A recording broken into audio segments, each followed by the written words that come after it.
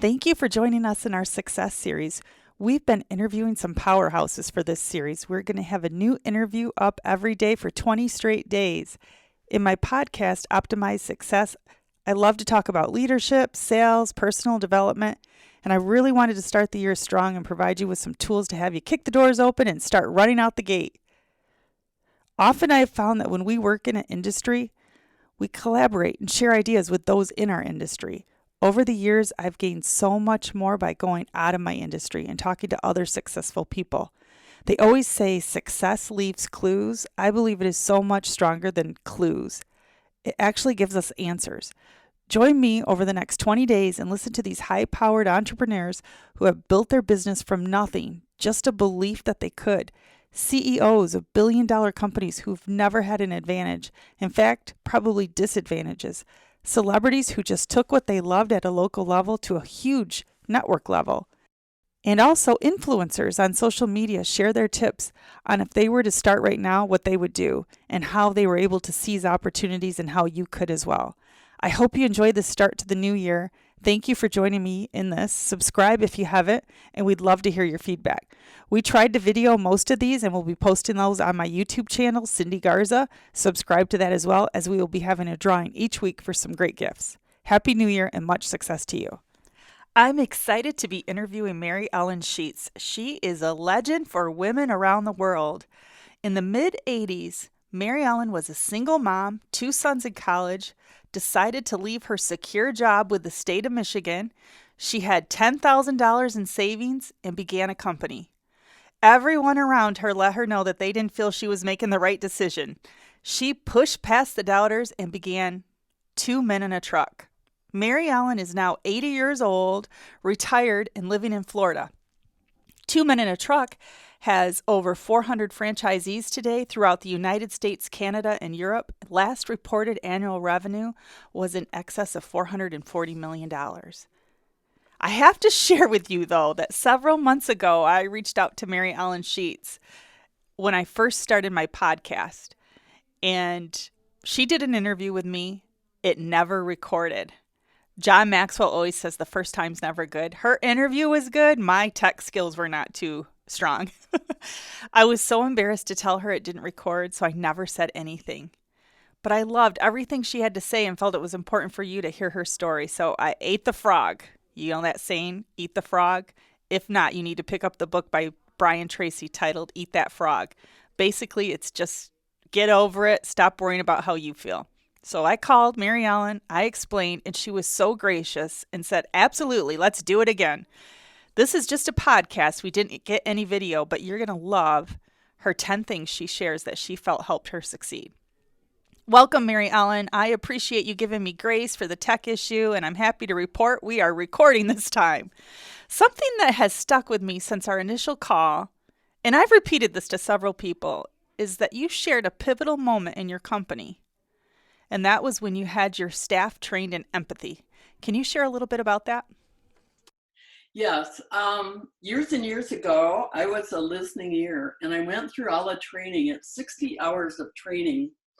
And so when I started the company, I contacted someone at the listening ear, and I asked them if I could use their training materials. I could not believe it, how kind they were. They came right over, and they brought the big, thick manual. And we used that for our CSRs, our salespeople online, in empathy training, because many times we're working with the elderly or people that are moving and they're upset. They don't want to be moving. Sometimes people are moving to a big house and they're all excited. They may not need empathy training quite as much, but it was so gracious of them to do that.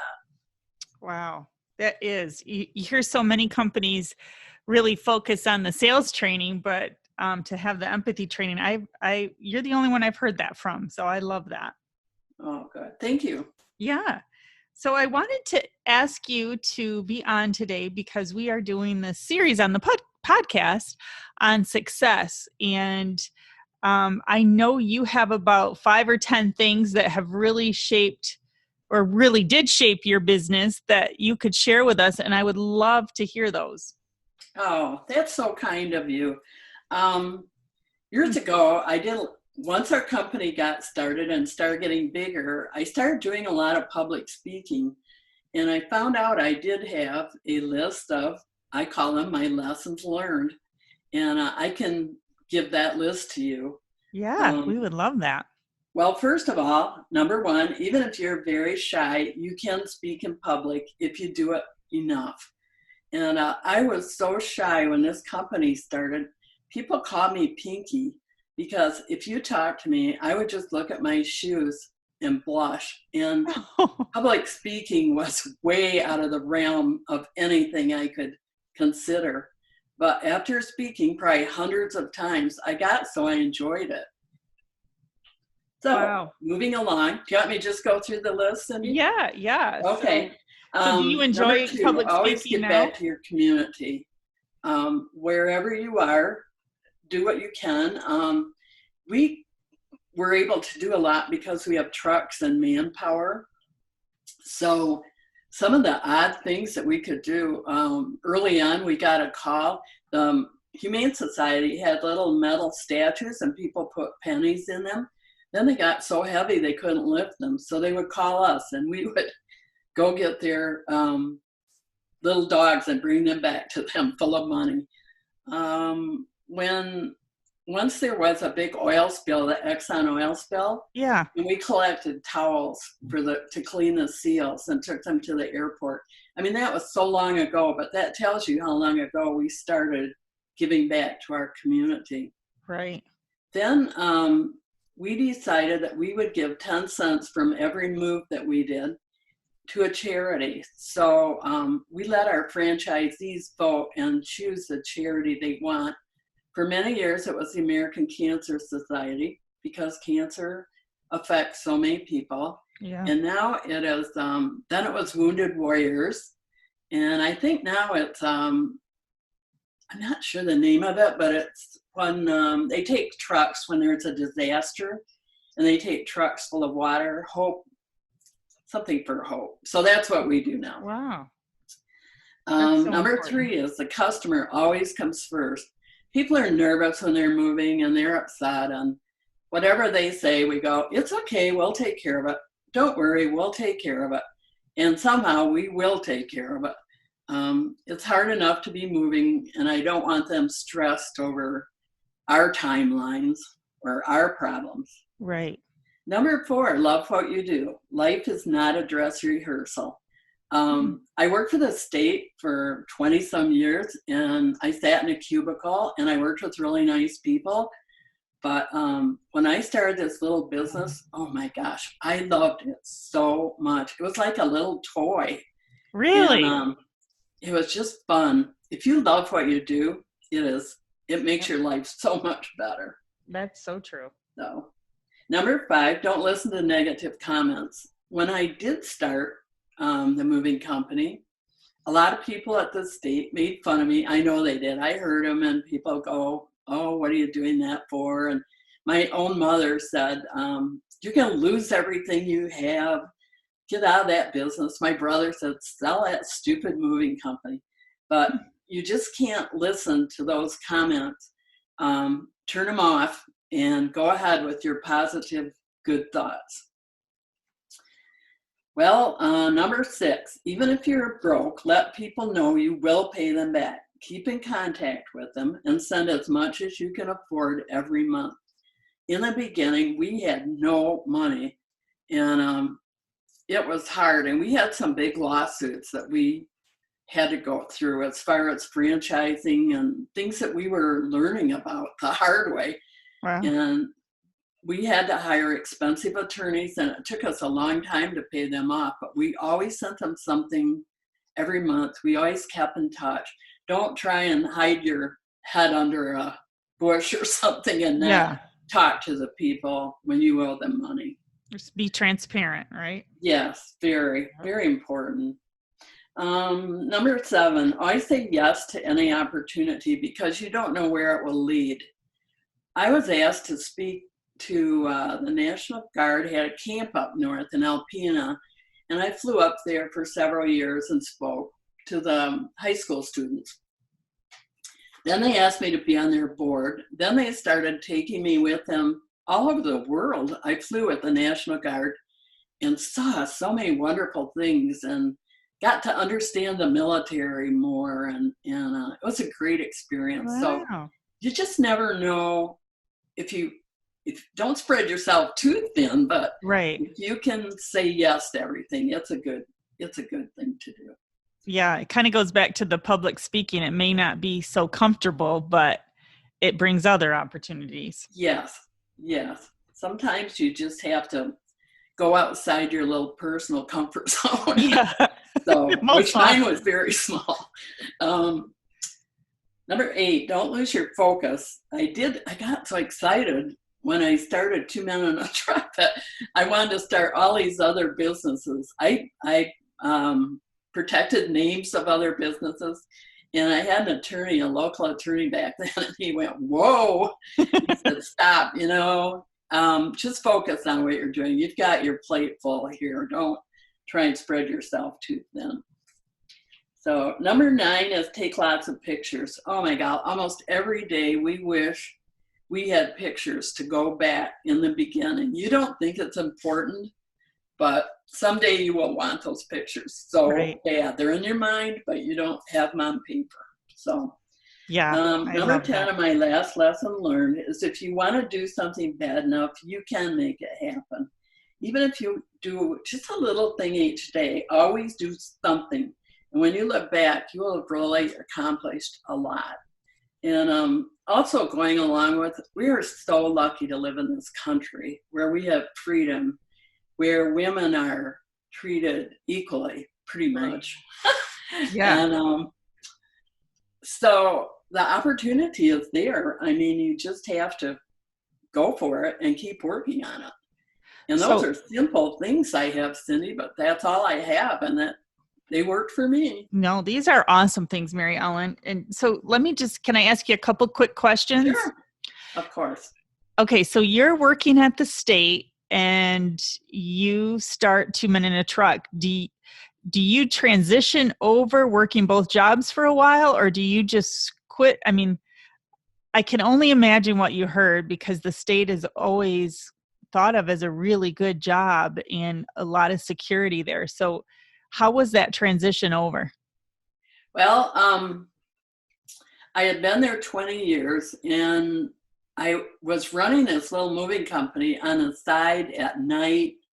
Um, and I had 3 children and I was a single mom. I wanted them to do 3 things. I wanted them to finish college.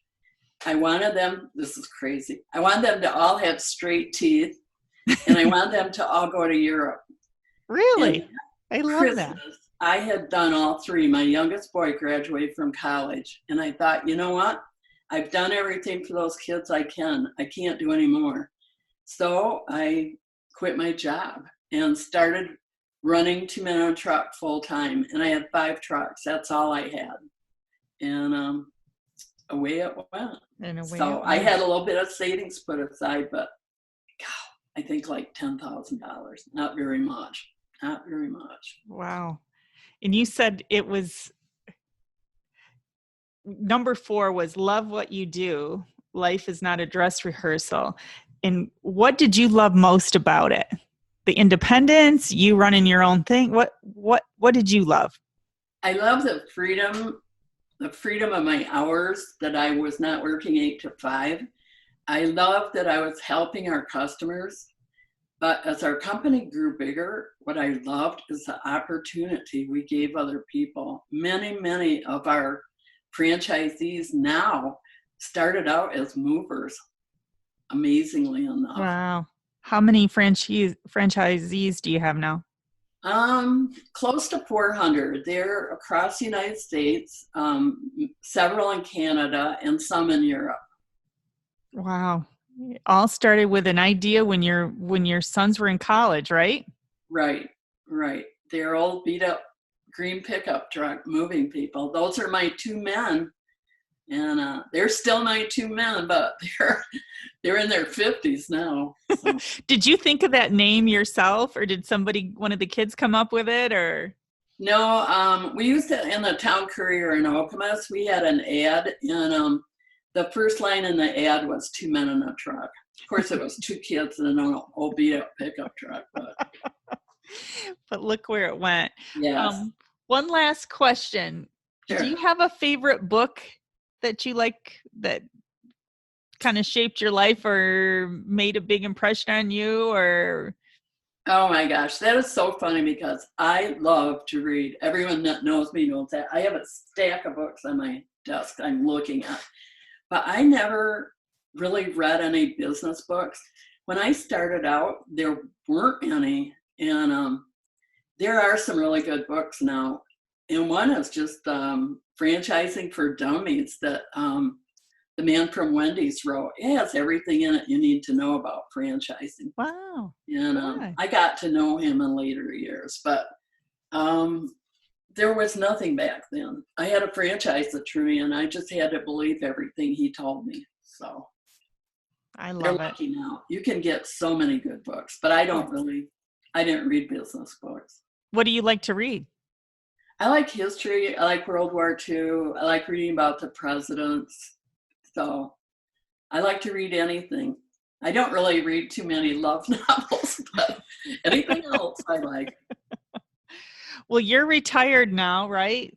Oh my gosh, I'm 80 years old. Yes, I'm retired. Bless your heart. And you've done this for me twice now, and I appreciate you so much. And you're just a legend in our area. I interviewed Big B Bob, and your name Oh, came he's a up in friend that of mine. interview. Yes, Bob is great. Yes, He is great. Yeah, and we talked about you and your success, and you're just an inspiration, not well, only thank in our you. area but to women, and taking that leap of faith. And I love your suggestion of taking pictures. I think we often forget Good. that, or we think, well, we'll wait till we're really successful, then we'll take the pictures. But I love documenting every step of the way. So, Yes, you'll be glad someday. Very glad. yeah. Well, you have a wonderful Christmas, and thank you again. I appreciate you taking the time this morning, Mary Ellen. Oh, thank you, Cindy. It was no problem at all. It's nice to talk to you. All right, bye-bye. Bye bye. Thank you for listening today, and I know you pulled some things from this interview that you want to implement. And you need to implement. Do this for you. Everyone has ideas, but very few people implement. And even less than that, very few people finish. We love to be around the energy of people who implement and finish what they say they're going to. Subscribe if you haven't. Also, we'll be posting this on YouTube, most of the series, if you prefer to watch it on video. We'd love to have your feedback. Also, if there's something that you would like us to discuss on the podcast, email me at cindy@optimizesuccesscoaching.com. We are committed to optimizing your success.